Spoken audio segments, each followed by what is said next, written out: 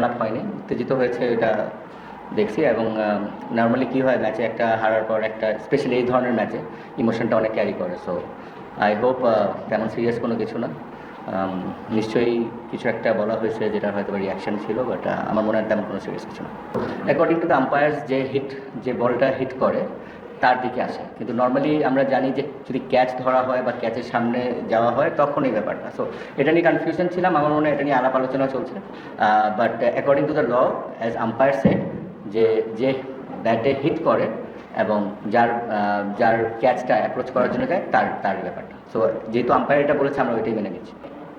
না, আঙ্গুল সব ঠিক আছে, এটা টিম স্ট্র্যাটেজি, যেভাবে যে সময় যার যেভাবে প্রয়োজন ছিল ওইভাবে করে ব্যাটিং অর্ডারটা সাজানো হয়েছিল। বিকজ আপনি জানেন যে টি-20তে একটা মোমেন্টামের খেলা যেভাবে গিয়েছিল, আমাদের ব্যাটিং তো weaver pretty good at batting today.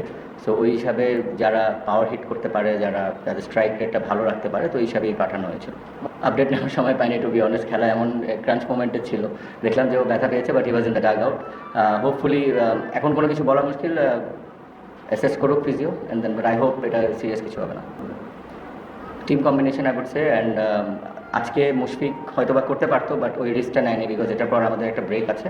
So ওইটাতে ওর আঙ্গুলের জন্য আরও বেটার হবে। সো এই কারণে আজকে ম্যাচটা করেছে, but I thought he did really well. সোয়ানের জন্য চ্যালেঞ্জ। ওকে।